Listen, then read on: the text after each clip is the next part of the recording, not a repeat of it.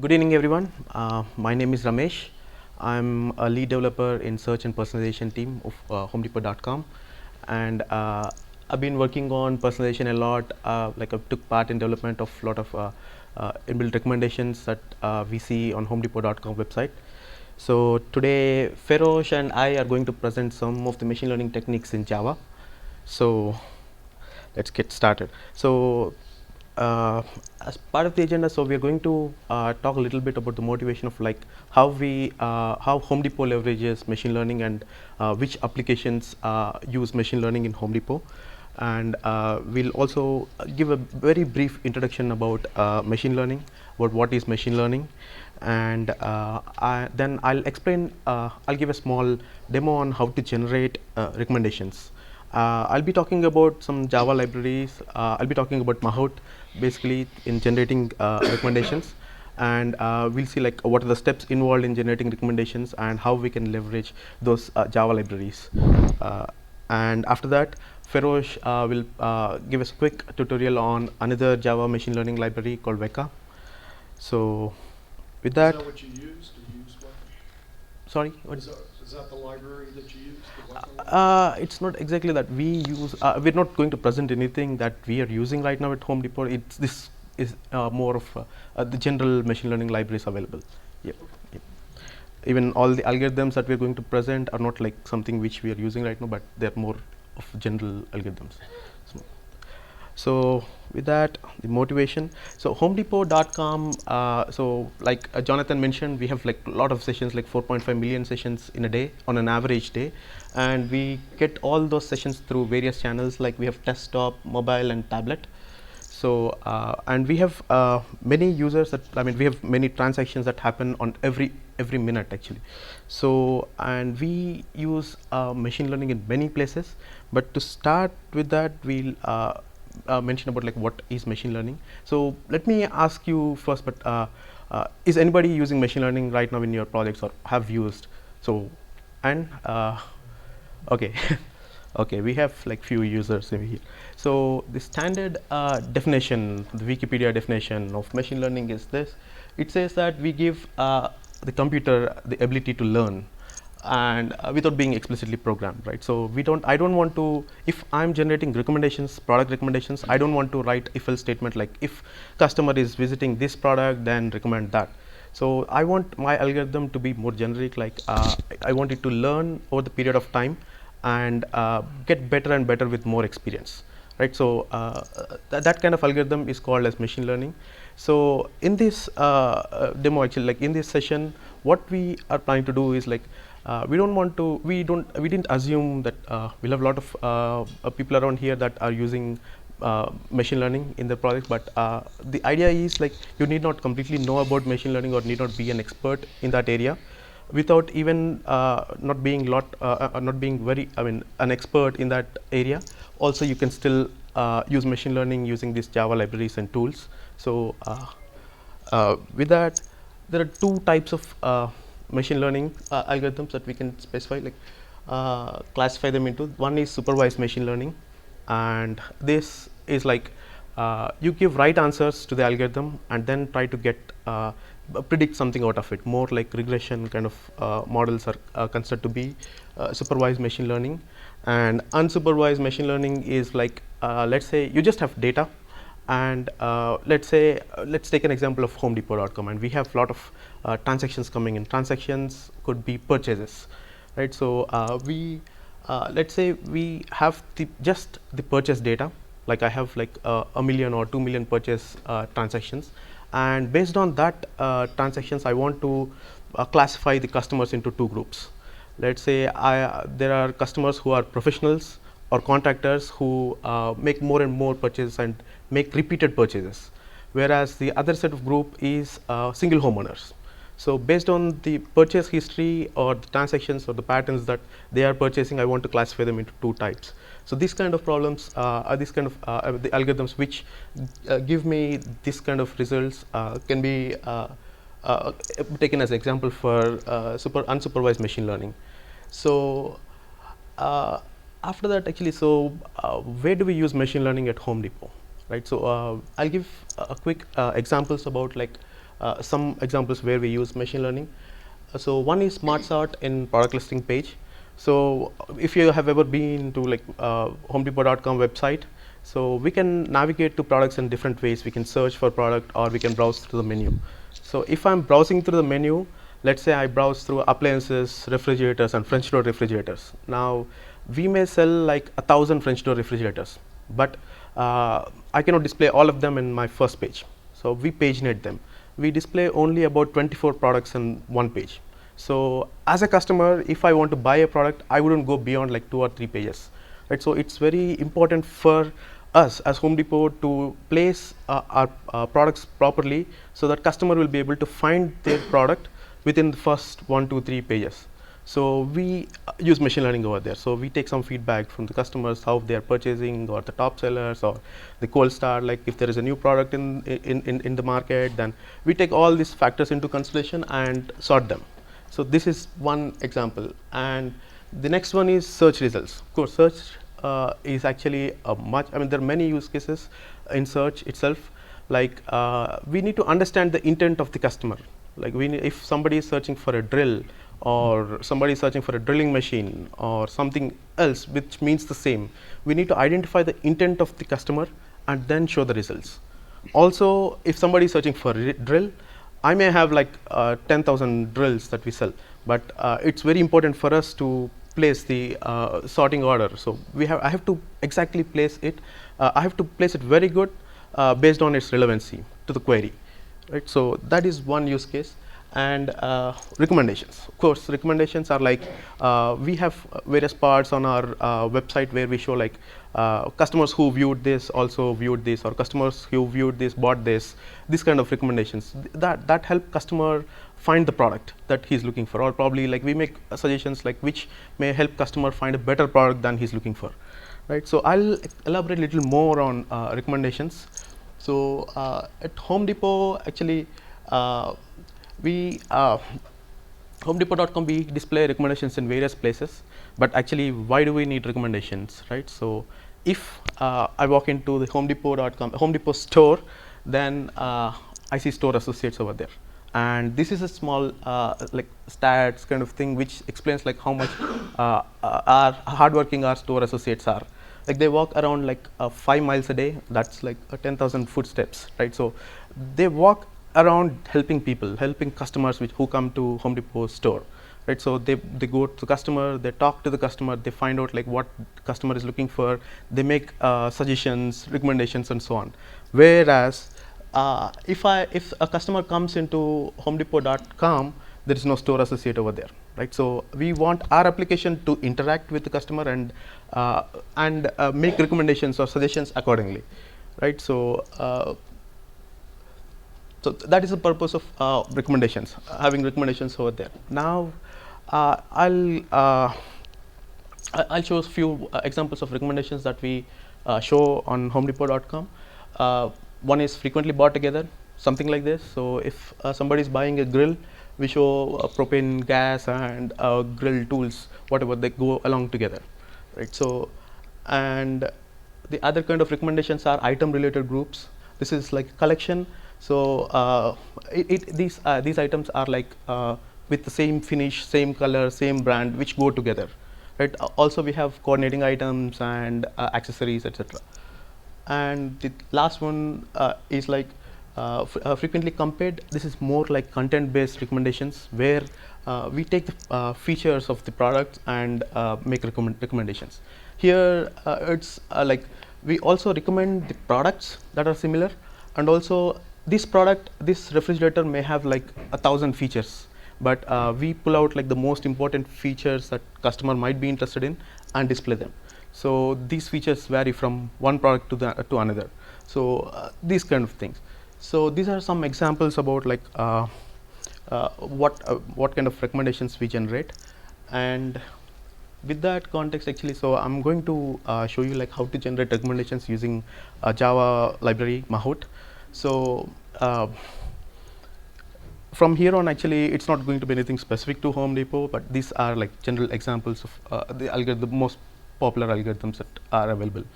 So Mahout is an open source Apache license library. and most of all, like it's a Java library. Many people think that it's Hadoop library, but it is basically a Java library, and also has implementation of many of the algorithms in Hadoop, Spark, and H2O, and so on. So and also it has a lot of custom collections that are written to accommodate the, to perform better when we are running a machine learning algorithm. And so let's say like we want to generate recommendations using Mahout, right? So we take it in 3 steps. First one is data preparation. We prepare data for to run an algorithm, and we may have like multiple models. So we want to try out like few different algorithms and pick the best one. So we train models, train different models, and then we evaluate those models and then pick the best one. So let's go one after the other. So now we look into data preparation. So it's the most important step in this, like for any machine learning algorithm actually, would be like data preparation, right? You give good data in, you get good output. Otherwise it would be like garbage in and garbage out, right? So and the next one is I want to select proper data. I want to define exactly like what am I trying to solve. I need to understand the question first and then get the exact data that is needed to solve that problem. And the third step is like we want to pre-process or format that data in such a way that it is accepted by the algorithm. And the last step is the cleanup. Cleanup is very important. I would say like I'll give you. I also have an example about like how cleanup. If what happens if we don't clean up data properly. So let me give an example actually. So there is one algorithm called frequent pattern growth. It's again a popular algorithm out there, and it's a pattern mining algorithm. So what it does is it takes in transactions. So here, if you see, the transactions are like, if each line is considered as a session.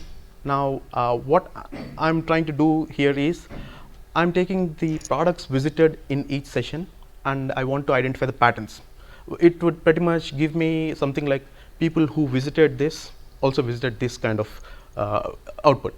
So let's say each line in this input is a session, and all the products P1, P2, P3 are the products visited within the session.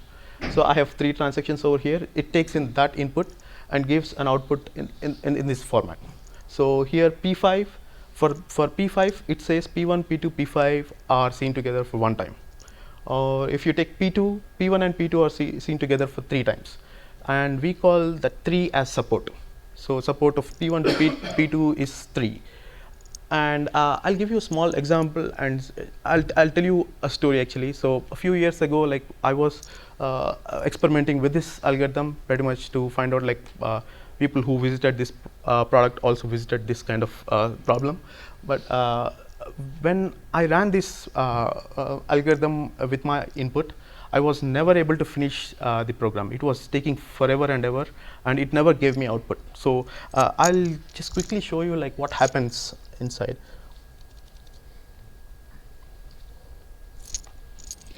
So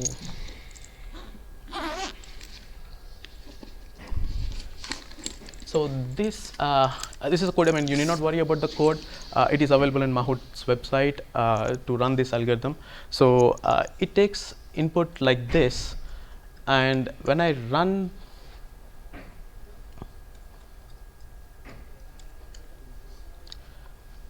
this code, it took about 333 milliseconds. But let me modify the input little bit. Let's say I have a session in which they visited like 200 products. So I'm going to add a couple of transactions with 200 products in it, right? So now if I run this code,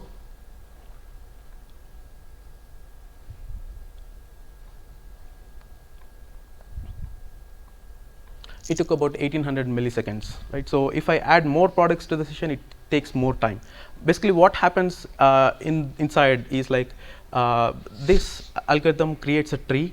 They call it FP tree, frequent pattern tree, with a root node as a null or something.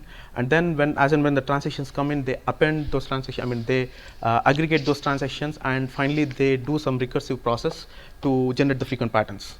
But so as there is some recursive process involved, so if the length of my transaction increases, the time also increases. So it increases exponentially somehow. So what was happening in our case was there were crawlers on the website. So these crawlers are like automatic programs that crawl the website. From maybe the competitors crawl the website for the price analysis, or we ourselves crawl our website sometimes to find out if there are any broken links or so. So there were few sessions which were crawling through all the websites. So that means like I have like 1.2 million products within the same session. So that was never finishing. And the other side effect of that is, let's say I'm patient enough to wait for the program to finish. Also, what happens is like it gives me wrong recommendations, because people who visited a refrigerator also visited a hammer. Probably that's no way related to each other, but it gives those kind of results. Right. So data cleanup is very important step. That's I just wanted to give it as an example for data cleanup.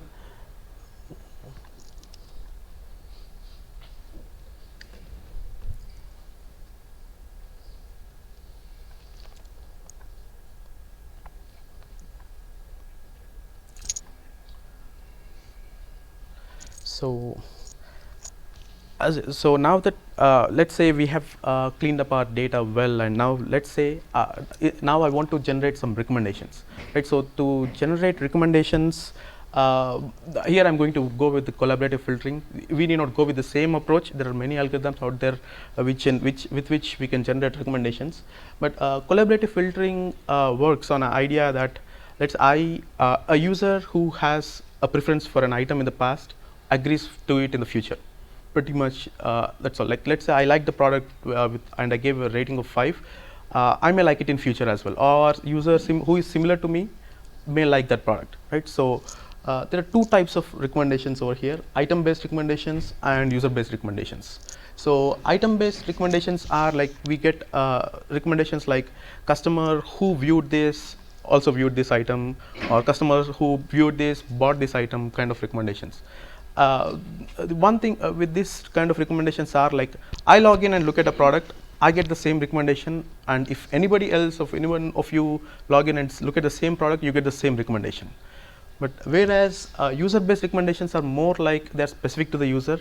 What happens is we calculate similarity between the users, and then we recommend products to the based on the similarity of the users. So I'll go in a little more detail about user based recommendations, but let's say now we want to generate recommendations using user based, and the data that I need over here is like I need these three things, like users, items, and preferences or ratings. So I take an input file with these three fields, and then when I pass it to the algorithm, what it does is it creates a matrix. So the matrix has items as columns and users as rows. So whereas this item 5 user 1's preference to item 1 is 5.0, and user 1's preference to item 2 is 3.0, and so on. So after the matrix is constructed, I need to calculate the similarity between the users. So calculating similarity between the users, I mean, there are so many theories around like how we can calculate similarity between two users, right? So I'll go through few. There is one called Pearson correlation based similarity, and yeah, I don't want you to scare with this. Actually, we need not know what's the math around it. So we just have to know that there is some theory to calculate similarity. Let's say theory 1 is called as Pearson correlation based similarity. It basically says that it's a ratio between covariance to the product of the variance. Basically, what it does is like I have two series of numbers, and if one series goes up and the second one also goes up, then they are like more likely similar. So that's the theory behind it. We need not worry a lot about this. And the second one is Tanimoto coefficient.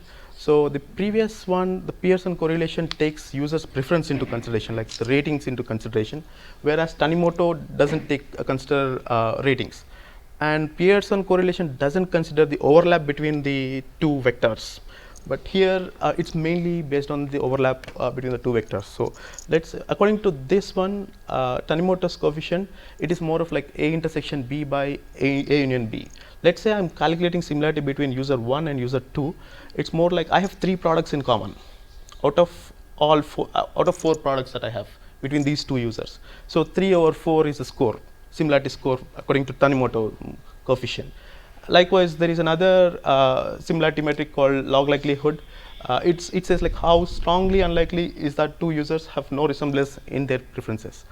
If it's more unlikely, they're more similar. If it's less unlikely, they're less similar. So that's the theory. So if you want more details about these algorithms, I mean, you can look into Mahout in action, or these are pretty famous algorithms. I mean, we can find out a lot of documentation over the internet. And not just these 3 actually, but there are so many other metrics out there like Euclidean distance, which somehow measures the distance between 2 points in the space, and cosine similarity, Pearson, Spearman correlation, slope one, and so on. There are so many ways we can calculate the similarity. But let's see, after we generate the similarity, we need to define the neighborhood. So for a given user, there are 2 ways of defining the neighborhood: the fixed size neighborhoods and threshold based neighborhood. Fixed size neighborhood says like for a given user, let's say I'm calculating the similarity for the user 1, give me all like n nearest, like 10 nearest neighbors. So the most nearest neighbor may have like the similarity score of 0.1, which is very less, but still we get that user as the similar user to user 1. So the second one is a threshold based similarity, where if we want to select like I want only the users that have similarity score of at least 0.7 out of 1, then those users only will come under similarity threshold. So again, there's a way like you can take a hybrid of those 2 actually, but we need not worry about that. So these algorithms are being used in the learning phase? Is this?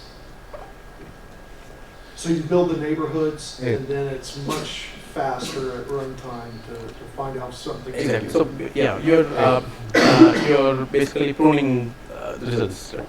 Yeah. And Ramesh will take questions at the end, so it is. Yeah, that's convenient. So let's take an example. I mean, I just wanted to show like how simple it is to generate recommendations using Mahout over here. So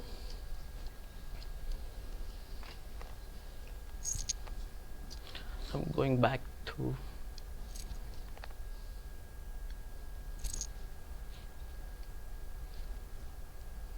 I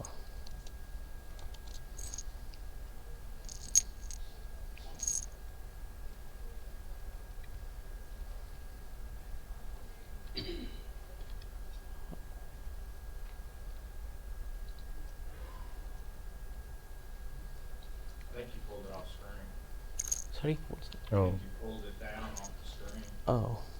Oh, thank you.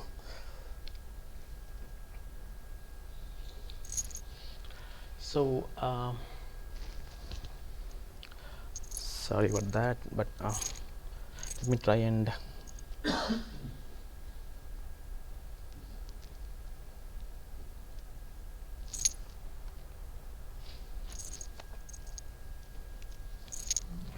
so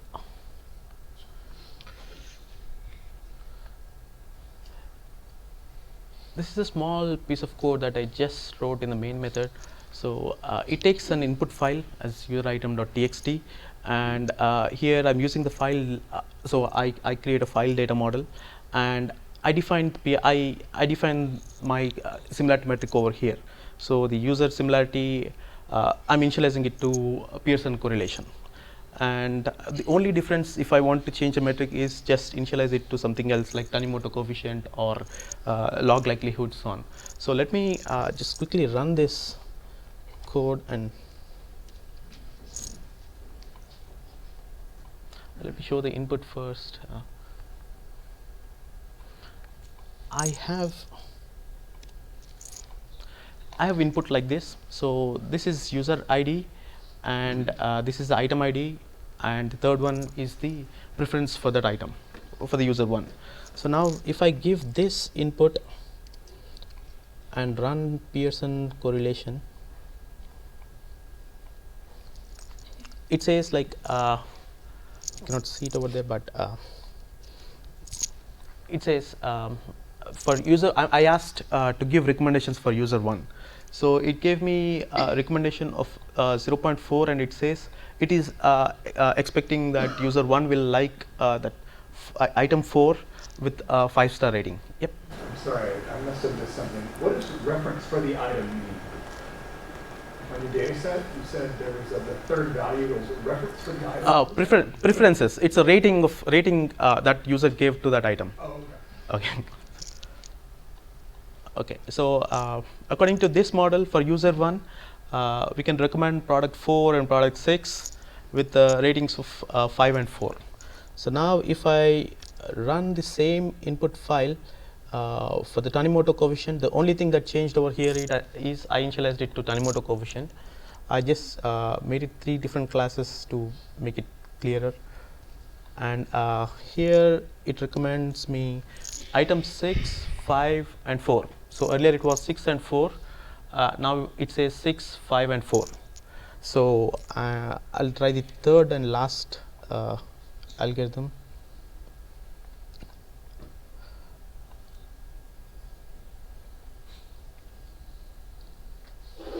This one says like user 1 may like 5 and 6 both equally with a rating of 4, and 4 is at the last. So now 3 algorithms gave me 3 different types of recommendations. Now not all 3 could be right, so I want to pick the best one suitable for my data. So what I'm going to do over here is we are going to see like how we can evaluate these 3 algorithms and how Mahout helps with that.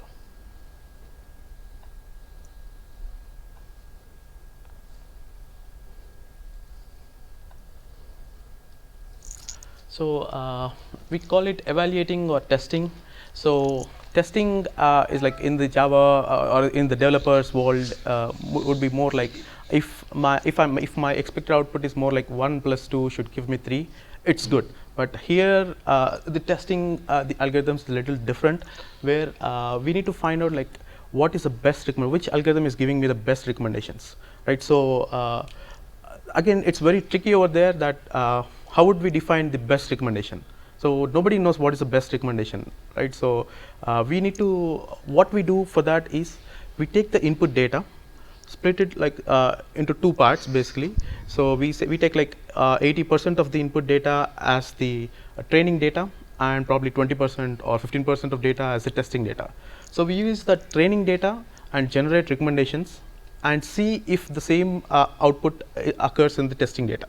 So that's how we define, we get to know which algorithm is working best. So there are different ways to evaluate it again. So there is one thing called average absolute difference, where if you say like when I tested it, I got my actual output, estimated output as 3.5, and actual preference rating as 4.0. So I take the difference of it and then divide by total number of products that we have reference. I mean, we have generated the preference, right? So root main square is like it's a similar thing, but it does the square of these, so that it gives more weight. Like the customers who gave a 4 rating and 5 rating may like the product equally well, pretty much almost the same.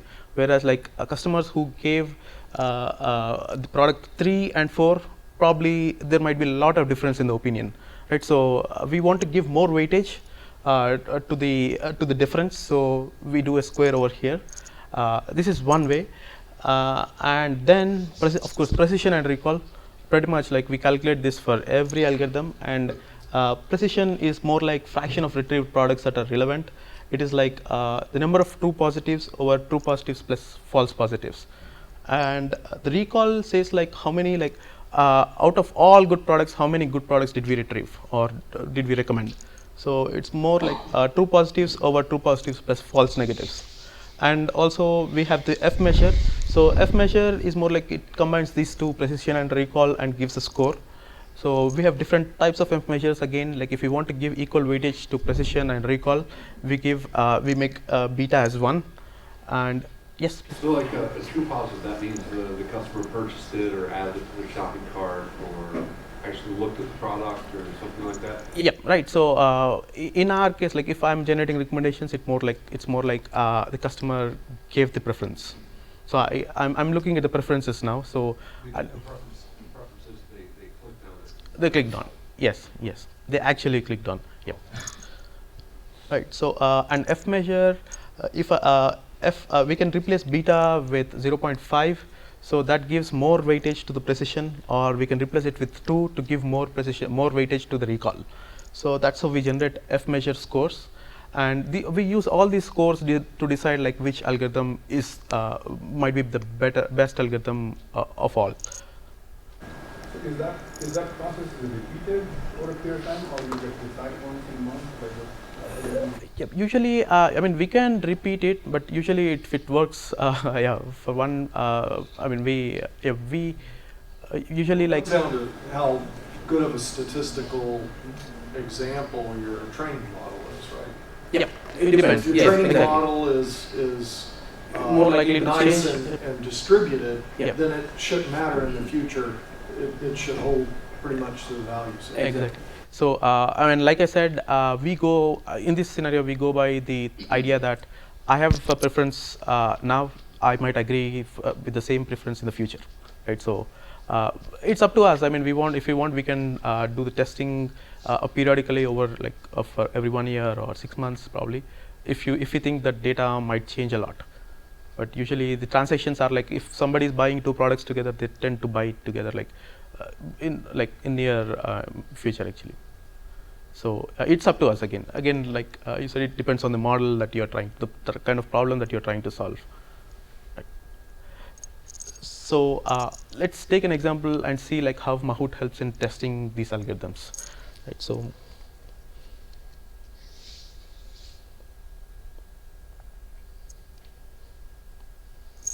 Okay. So. I have one class over here. It takes the same input file for all 3 algorithms, and I have a small switch case which switches the different algorithms or different metrics. So if I run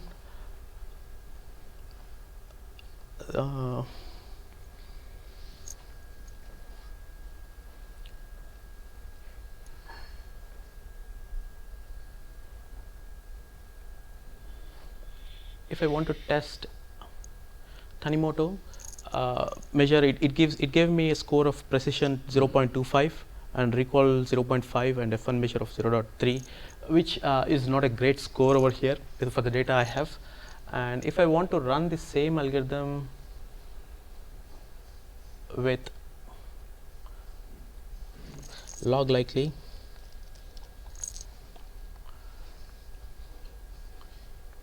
again it gave me the similar scores 0.25, 0.5 and 0.3, so on. So again it's not a great score, so I want to try the last one.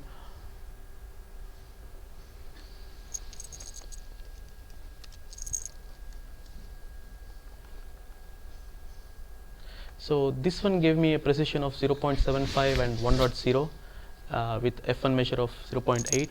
So looking at these scores for the input data that I gave in, looks like Pearson correlation is a better approach, I mean better algorithm to take a look at or consider.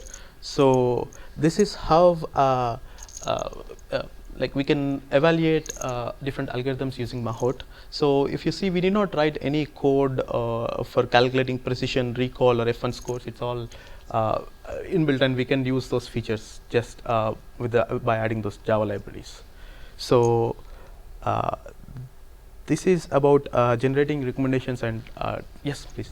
Did you say that Mahout does all the like splitting the training verification set for you automatically? Right. Yep. Yeah, it does actually. So over here, I said 0.7, which means that I want 0.7%. That is 70% of data to be training data, and 30% as the test. Yeah. And you can get more details about the library in Mahout website, or Mahout in Action is a very good book to start. Probably like with this context, if you start reading at Mahout in Action, it gives you like a very good idea. So I think that is all about like generating recommendations. Now my colleague Ferosh is going to give a small tutorial on Veka. Okay, so what my goal is basically, just a practical, like a theory, like more like a somebody who, since we are all Java programmers, my goal is not to understand what is working underneath the system. So my whole goal is like you have a machine learning problem or you identify some problem as a machine learning. How I will explain how once you identify that, how can you easily come up with a solution, and we'll get into the code. So once Ramesh was mentioning that there are so many similarity algorithms, so many algorithms. So the thing is that once you have a problem, you want to try different things, and you don't want to write a lot of code for that. You want, once you're done with finalizing a model, then only you want to write a code to integrate your existing system. Till that point, how can we reach that point where we can achieve the best state of art techniques and algorithms, at the same time we can reach the final goal of having a machine learning based solution. So there's a famous quote. Anybody recognize this quote? So basically it's very relevant for us, because if you have data, it is meaningless to us unless and until we can make information out of it. Like we can say, then only we can use it. If you don't know anything about it, there is no use for it. Actually, it's said by Leonardo da Vinci. It's, after 200, 300 years, it's still relevant. This whole big data, but how can you make information out of it? So that's the whole field of data mining. Whether how much we understand the data or how much we don't understand the data. So then only the data becomes information, then only it's useful. So as I said, we are just, I don't know what happened at the top. Like it is machine learning overview and contact lenses. All right, anybody guess that? All right, so what is this? So basically we have a problem here. The thing is that, let's just look at the heading. We have a column called age. We have another column called spectacle prescription, astigmatism, like whether the person has astigmatism or not, and the tear production rate. So some people, some analyst or somebody, they found out that there is some relationship between these four fields and whether they should wear a recommended lens. If they wear a recommended lens, whether they should wear a hard and soft lens. So, it's a simple thing. Like, we have four fields, and based on the values of those fields, whether the person should wear a recommended lens or not. So, now the problem is, okay, I'm going to give you the four values, the four of them. Tell me, predict whether it's going to be, what is the value of recommended lens. What is easy? What is easy is, if you know all the possible combinations of this, and I know the answers of all of this, it's very easy, right? Just put in a key value pair and, write a, if you don't have it, then, let me get into more detail, that was not relevant enough. After so much analysis and things like that, people came up with a tree like this. What does the tree say? If the tear production rate is reduced, there is no need for lenses. He doesn't need any lens. But if the tear production rate is normal and he has no astigmatism, then he needs soft lens. You see? So that's how we have a decision tree. Now, if you give this to any Java programmer, he can put it into code. If, write it. And one more thing I want you to notice is, here in this data, there was a field called age. But in this figure, there is no age. So what it says is, age has nothing to do with lens, at least from this data. But we don't know unless somebody pay a lot of attention and understand, so there may be attributes.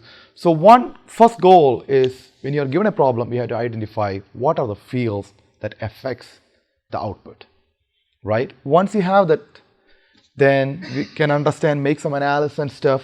Then we convert that into our favorite if-else statement. Oh my God. I can see it clearly in my screen, okay? If anybody wants to check it, please. Anyway, so this basically is saying that if tier production rate equal to reduce, everything put into condition. We have been doing this for a while. We write if-else statements, all things. What is the problem with this? The problem here is we had a data and we have code and then we have output. Now the problem is if the data changes, if somebody add one more, okay, I found few more people, then they made few more observations and you had modified the data, then he has to come and change this code, right? Add more if-else condition. And you are not sure, there are always borderline cases. You know what?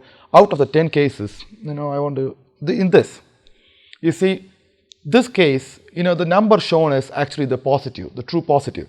In the case of soft, in this branch, out of the 7, 6 were, this followed the tree, but 1 didn't follow the tree.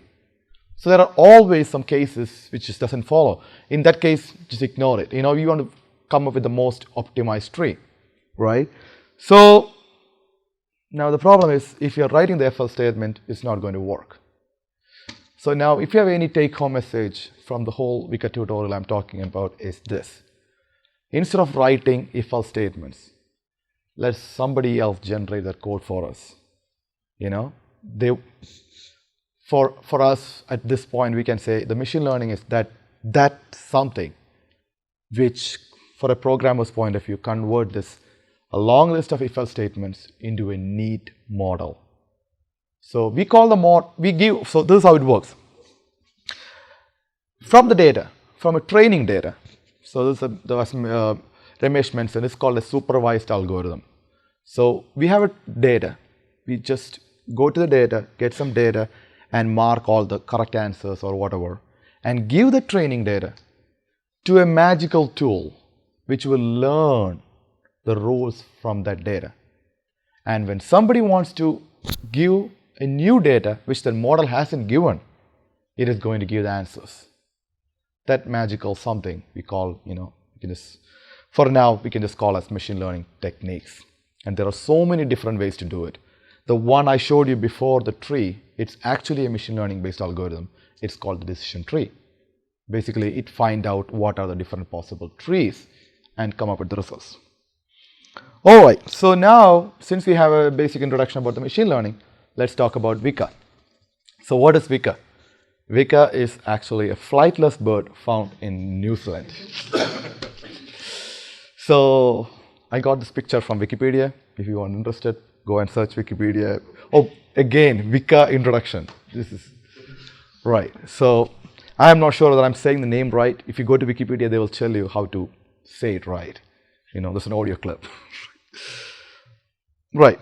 So, but that's not the Weka we are interested in. As I mentioned earlier, Weka is actually a completely written in Java machine learning library, and it's very widely used, and it's actually from a University of New Zealand, and it's open source. You can contribute, you can make changes, you want to use whatever you want to do, all the things, and it's in the GNU general public license. There are so many things which Weka has been evolved through the years, and it has been there before the big data. People have been using it a lot.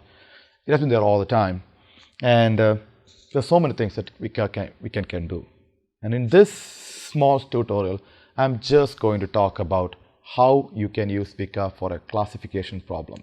Classification is one class of machine learning problem. So just focus on classification problem. As I said earlier, we have some data. We don't want to write if-else statements. We'll just use Weka to create a model, and then I will show how to use that model in our code to answer the questions we have. Right. So every, I think Ramesh also mentioned this. Every machine learning problem basically has, 4 steps. One is, for the first step is problem specification. Can we clearly specify what is the problem we have? Then the second step is, once you have the problem, get data. We have to identify the data, whether So data is like a lot of data, or small data, doesn't matter. So we, as I said earlier, from the data we have two sets. For one set we know the output, like we know if this is and this, we know what's going to happen. That's called the training data. And the other test data is the data in which we really want to run the algorithm on and find the output. It is not, what's the point of having an algorithm which which knows all the possible values? That's not fun. We have to give the data which the model has never seen before. That's the fun part. So then how will it answer? So we want to create the two sets of data. We have to identify the training data and the test data. And as I said, then the Vika tool which help you to try out different things, and I'll do a small demo of that. And using that model in Java or Scala, I have examples. Basically, I don't know, in Java and Scala, any Java library can be used in Scala, and so it's not a lot of Java and Scala. It's basically, you write a class and you can call from Scala. So, and this is a Java library. So it's not fancy Scala there, it's just a little bit of Scala there. But still, Java/Scala code.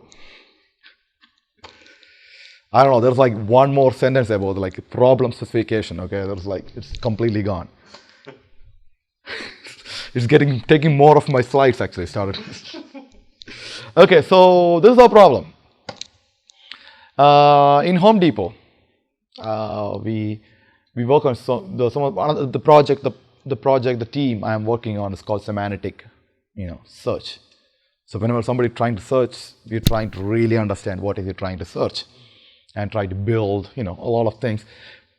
So the whole idea is we want to understand what they're typing. And one of the interesting problem we have is it's a very famous problem. Word disambiguation. Word sense disambiguation. To give an example, if somebody just type the word speaker, what are they searching for?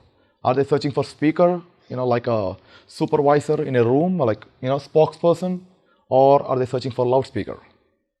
So maybe, since they're searching in Home Depot, good chance would be he's searching for a loudspeaker, the device, right?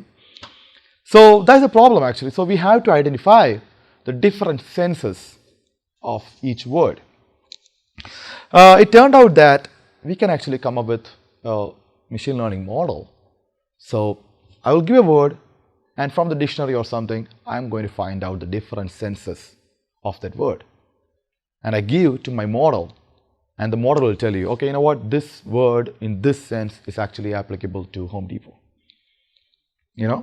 So let's do some examples. So, the example I already said, the speaker, an electrical device. This is a product sense.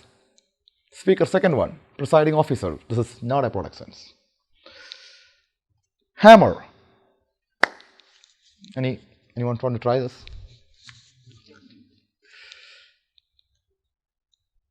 How about we call the second one as a product hammer, right?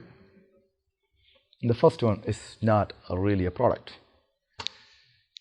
right? But still, if I say hammer to anybody, or it's like say, but in the dictionary will say, there are two different, there are two different senses of hammer. There still could be like a Home Depot product, which is first it's even though it's not actually a product name. They're implying like parts of a jackhammer. Exactly. Actually, I'm only showing two. There can be many senses, even for the word speaker. One who speaks. It's not a 0-1. Right. So exactly. So, but now the question is whether can we train a model which can do this for us?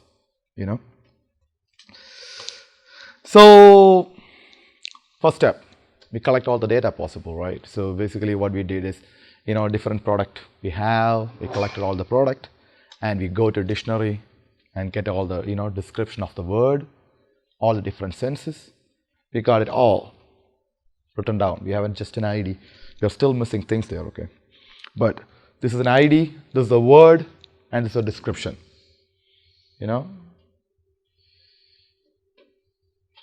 Yeah, actually there are, the one you see there actually only one, but there are many words which are, like for example, smoker, a party for men only.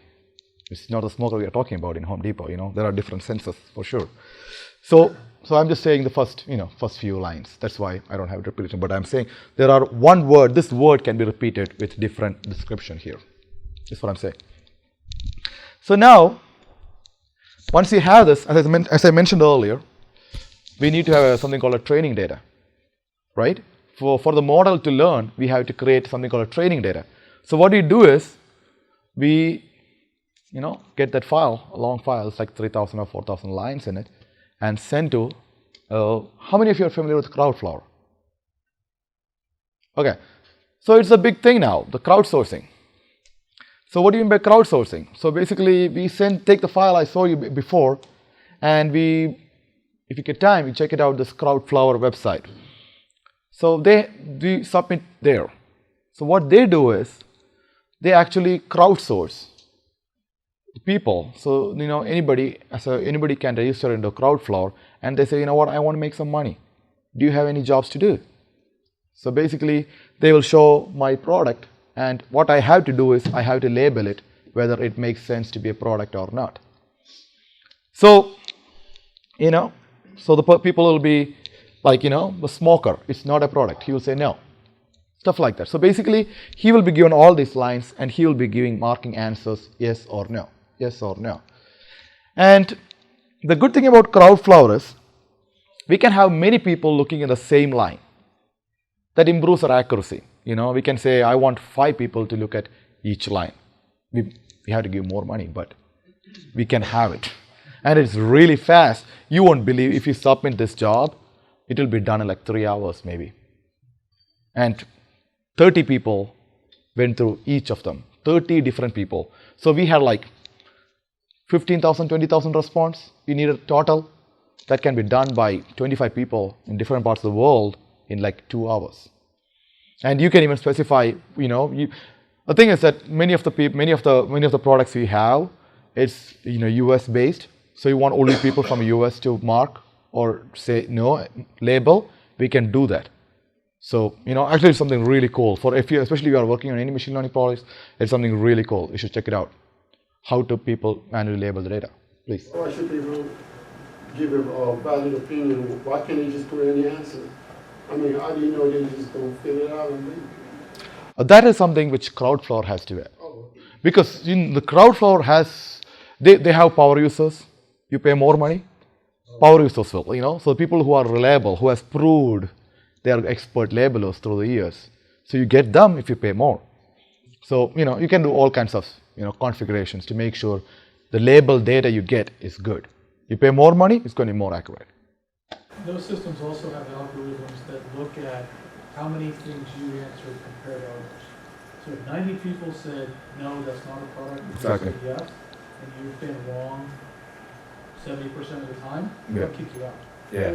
So another one is Mechanical Turk at Amazon. Yeah, exactly. Same. Basically, have light executives. Mechanical Turk?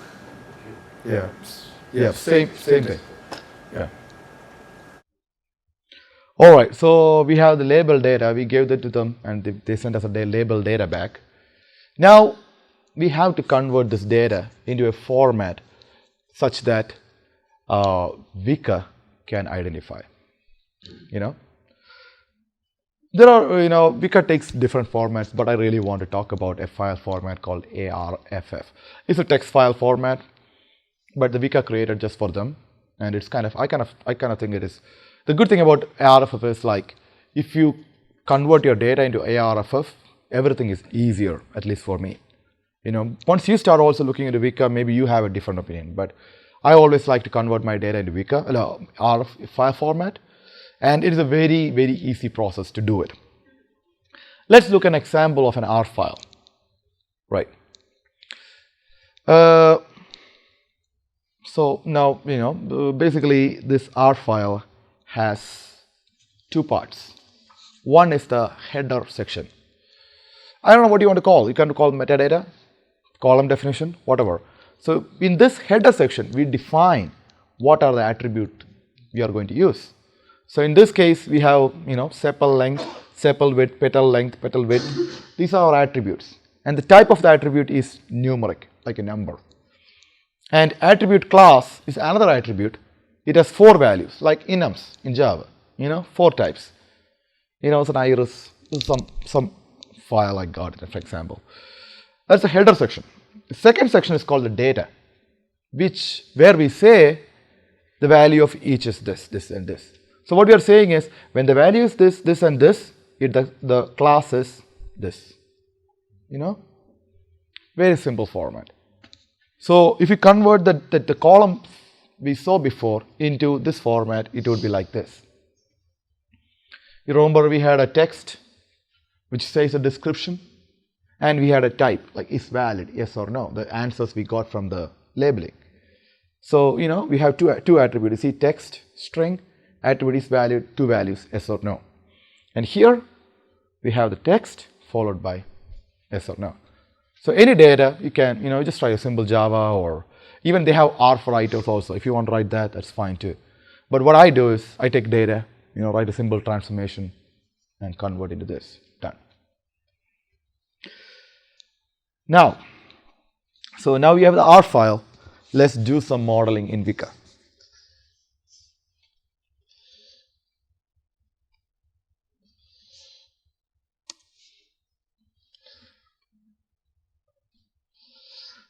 All right, so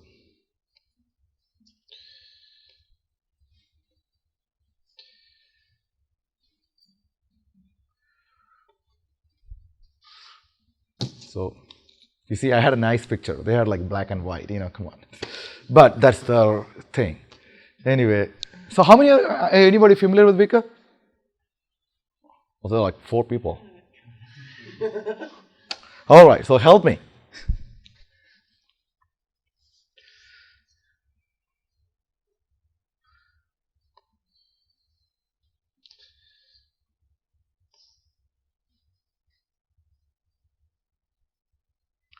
All right, so this is the Vika GUI. As I mentioned earlier, we are only showing a very small part of it. So, as I mentioned earlier, we are only going to do the classification. And as a first step, we have pre-process. In the pre-process step, what you have to do is, okay, let's do the contact lenses data. Right. So now, you remember the R file we created and we just give to them, and they identified, you have 5 attributes. The first attribute is age, spectacle, prescription, astigmatism. They identified that. And to create your model, what all attributes you want to use? I want to use all. And now what they are showing is basically what is the how is it distributed. So now we can go to classify. You see, they're like each. I'll expand few of them. They're like how many branches we have.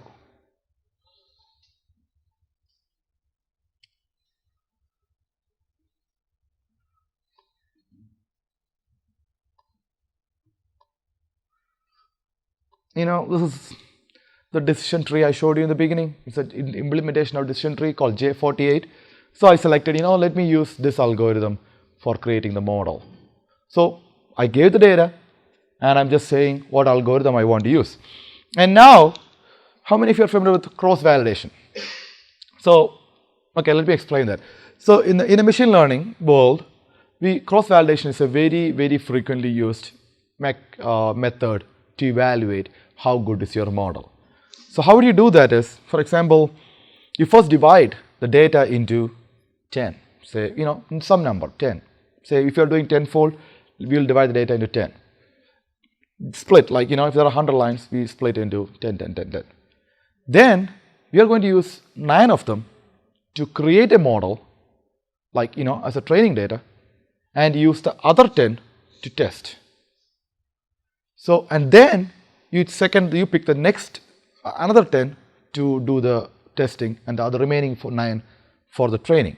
So you keep on doing that for all the 10 false, and then you add up your, take an average of the precision and recall, the two important measures. So that will give, that will show how good is your model. It's like a very standard. You don't really have to know any of these things. Just click buttons, you will get it. That's the whole thing. I told it is not, into the, it's so as I till now I haven't written any code. I just selected, cross validation tenfold, and I say start. It's done. So what they're saying is, without doing any work, I was able to come up with a model which is 92% accurate, recall of 80%. Not bad, right? You didn't write any code. We just click on buttons. Now, you can save this model anywhere you want to. So say, no, let me give a good name. J48 lenses dot model. So basically, we had these are the things we didn't do any kind of optimization or any kind of, we could have changed the data, we could have modified, I'll show an example of filtering. But right now, we didn't do any configuration. You can change the parameters of J48 and do that. So once you do all kind of stuff like that, then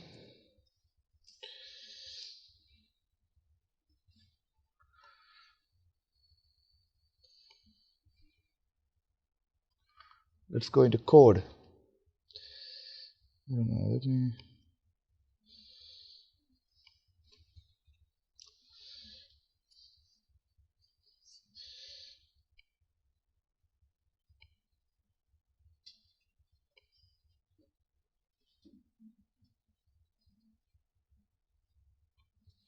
Right.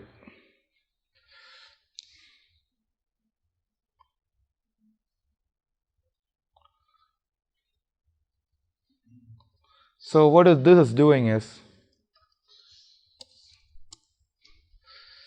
so now you see that contact lens of J48 model, we saved it, right? We are going to load that model, and then that model is actually a classifier. That's what we saved, we saved as a model. Now we load that model and take a classifier out of that. And now, once we have a data, once we have the input, what's our goal? Our goal is, if we give 4 parameters, the age, prescription, and rate, we should be able to say whether he needs glasses. If he needs glasses, what kind of glasses he needs. So what we have to do is we have to recreate a method which will translate the data of that form into the form that model can understand, so that we can use the model. So in Wicker, what model understand is something called instance.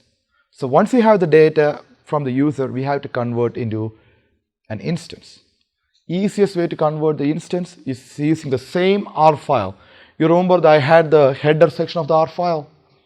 So what I'm doing here is I'm creating a new R file, a fake R file, with just one entry on it, the one we supplied.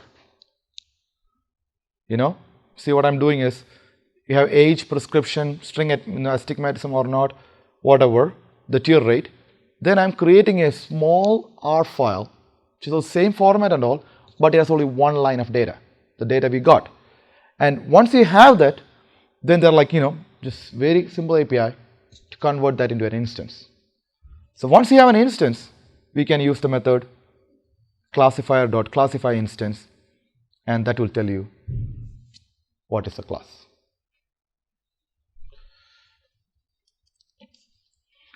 And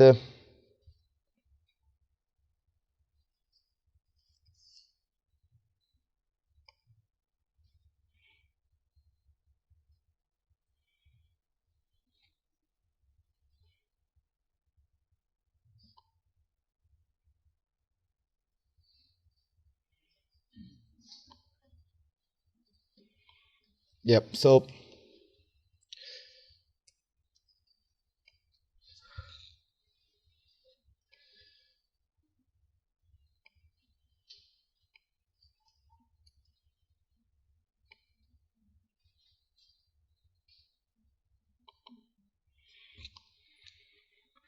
So I created a model, so what I'm doing here is I created a model. There's the same example we mentioned before, the product sense. So I want to show some examples here.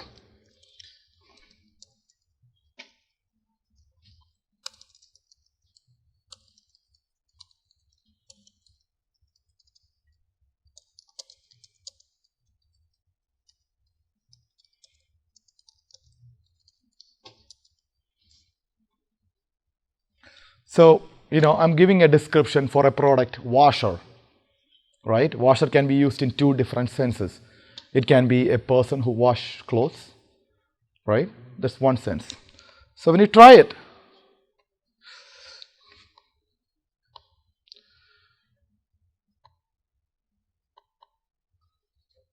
I cannot click there.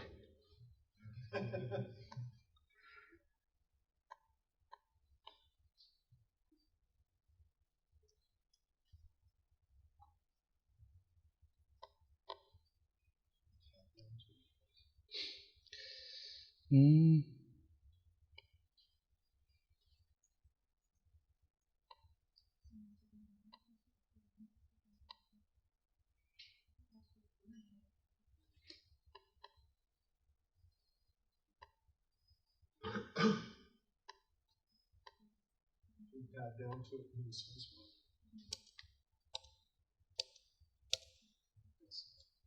bar. Right. If everything works, what's the fun, right?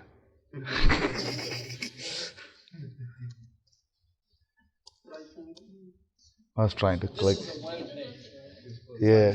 But somehow it's not letting you click on the button. You say click and I'll say nothing. It's funny because I can see it now. Okay, I have to click it and I bring it back to your screen. You see? All right. So I have to do one more thing. So you see that this is what I. So now I'm changing the person who. Oh, I could bring it there and type it. Now instead of person, I'm changing to.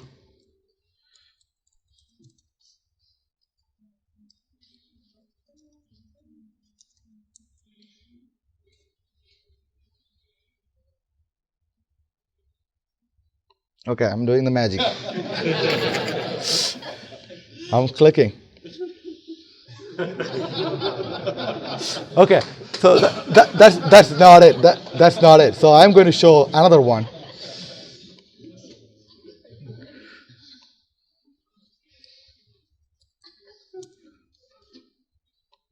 You see, so what happens internally? What happens internally is it look at the words. It try to find out what words make it a product, right?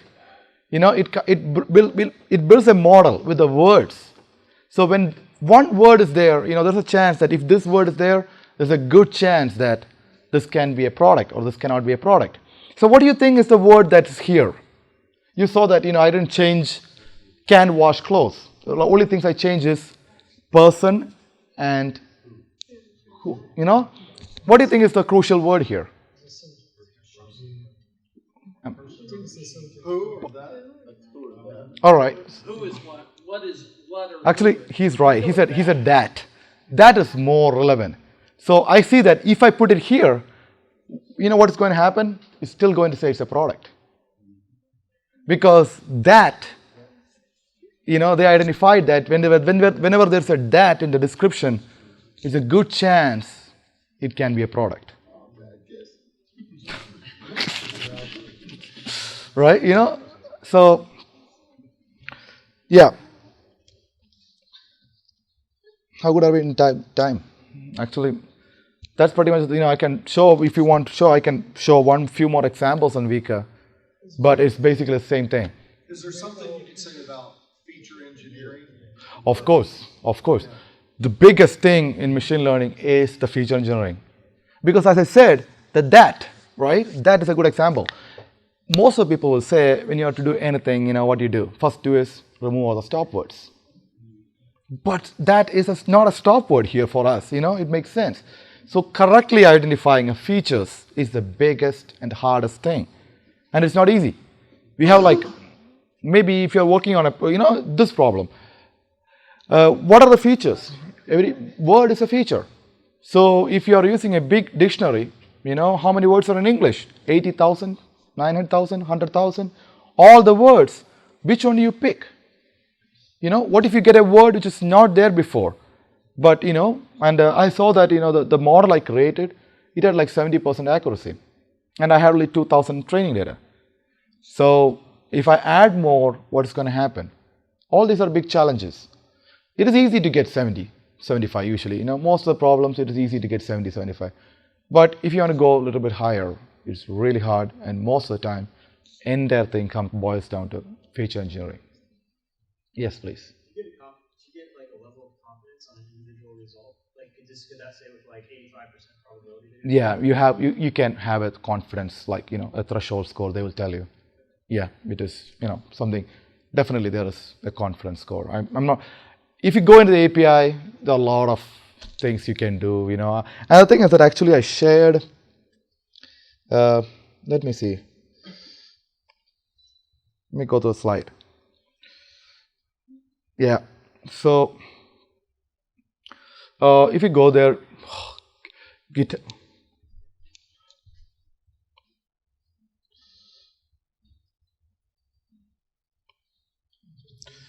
If you go to the website, that github.ajug demo, all the code is there. It has some Scala code because the web application is actually in Scalatra. So anybody familiar with Scalatra? Yeah, Scalatra is actually it's like a web. You can like few lines and you have a web app like REST-based service running. I wanted to click buttons and they won't even let me click the buttons. You see? I've seen some things that didn't work in some browsers. Some libraries, some JavaScript libraries don't work in some libraries. You were using Safari. You were using Safari. Safari? I think you were using Safari. No, it was just because of the screen, because I cannot see that. I have to move to this side. When I move to this side, I cannot click it. What's the point of everything working fine in its presentation, right? Something has to fail. Yes, please. What's too big for a data set for Wicker? Oh, very interesting question. Actually, they recently have said we handle big data. So, yeah, I heard that in their recent news, they said they can handle big data, they can talk to Hadoop, things like that. When you say how big the data set you can handle, it's always about the training, because testing is parallel. Once you create the model, you can run for big data. You can put in a Spark or anywhere. It's easy to do. But the training is the hardest part, where I haven't used it, Vika, for any big data stuff. The good thing about I like Vika is, you see that I could create a model without write any code, and it's very flexible that you can, once you have the model ready, you can have the same result in your code also without any effort. So that's the beauty I like about Vika, because Vika integrates very, very nicely with Java existing programs. At the same time, you can have immediate result, So when you go home and you see a long if loop, just try to think about the features and try to put it in Vika and click on buttons, Now, the important thing is that Weka has, or however you say it, has lots of algorithms. Yeah. So, and many of those algorithms run much faster than others. There's lots of trade-offs. Yeah. So. Vika, this is what I'm thinking. You can't disagree, but Vika has been designed as a, like when the machine learning came out, they always thought about like the machine is going to get faster, bigger, better. There's no need for a parallel. That was the time. So when Vika always evolved as a single core CPU with powerful and stuff like that. But they are only now making changes so that they can handle big data, multi-core processing, multi-thread, whatever, parallel, whatever you want to call, or actor-based. So, in your problem statement, let's say instead of trying to get an answer from is it a product or non-product, let's say you want to get an answer like is it a washer? How will you go about it? So think about it. Now, the problem you said is actually a general case. It's an extended case of what I just said. For example, there's a statement, somebody said all the questions can be answered by true or false questions. Like, for example, you want to say 3 stages. Like, for example, it's called multi-label, multi-class. For example, when you say there are 4 possible answers, that's what you're saying, right? Instead of having true or false, what if there are 4 cases? From the description, I want to get to the product. Yeah. So you're saying that, for example, in Home Depot, there are, say, 3,500 product types, right? So we have 3,500 classes.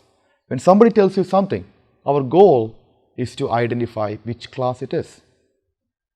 You see what I'm saying? The context now? So it is actually the same problem, but a multi-class problem. Just one. Instead of two, it's many. Harder problem. Why? Because think about it. If you have 3,500, it can be further worse if it's a multi-label also. Multi-label means I have a washer, right? I find a washer, and washer can be classified as a washer and an electric washer. Let's just put heater. I have a heater. Heater is also a heater, and there's a chance that that heater is also an electric heater. So there are 2 classes. You see, that's called multi-label. And multi-class because it can be a lot of different other product types. It's a very complicated problem. Why it is complicated? Just think about it. You want to get training data. For 2 classes, I had 2,000 training data, right? But if you have 3,500 classes, and each class has 2,000 training data, 3,000 times, 2 times, it's like 6 million or something. Big data, right? Machine learning, I don't know, big data, those are hard problems. We have it, we are working on it, we know that they are hard problems. Yeah, and the thing is that actually that's one of the problems we are working on, this multi-class, multi-level problem we have. So, we barely can reach 60 or 70 accuracy. So it's a hard problem, and we are trying to convert that problem into a multi-class problem. Avoid the multi-label thing. Even Vika is, not good in multi-label. Multi-label is super hard because think about how much combinations you can have and how much training data you need. It means a lot. It's not easy. Do you even look at the grammar of the sentence? Grammar? To classify. Yeah. You can. We can. Very, very, very, very interesting question. Actually, that's actually coming to the feature engineering more. There's an open source product called Gate from Stanford that does all that. Stanford NLP. We use it. Yeah, we use it. We use Stanford NLP, and recently Google published the biggest accurate parser. Since it, anybody? Recently, like yesterday or the day before. What if you have like 2 products that can be in one series, like tape deck or something like that? We have to do the same thing twice or different ways? The thing is that what I showed was a very simple case so that we can all talk about it, but we can add all, the real problems are really hard. So it is not easy, people don't easily just solve like that, we are just, and but I just wanted to point out something he mentioned. That's a really good question about feature engineering. So all the time we have been talking about words.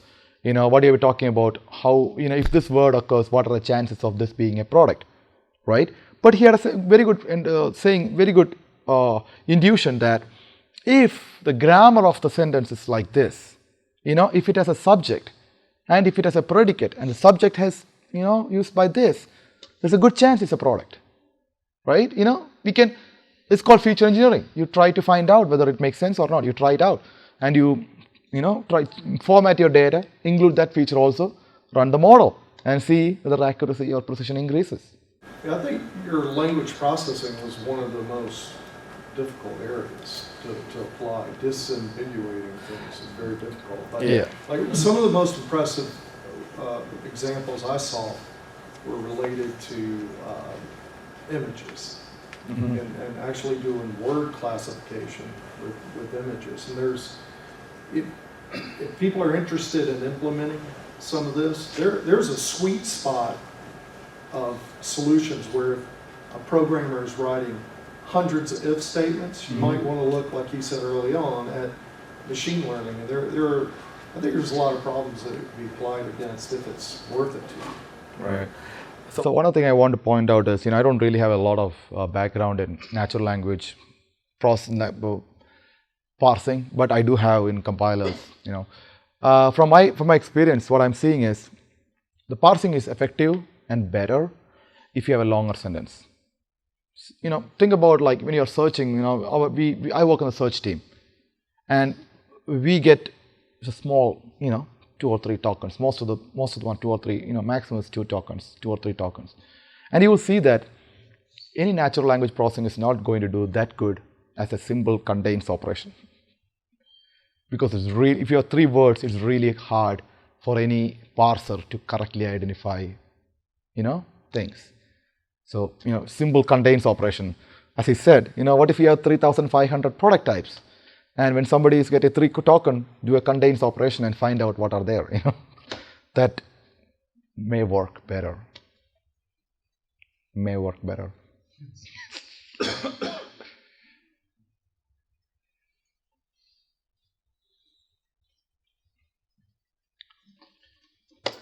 Thanks.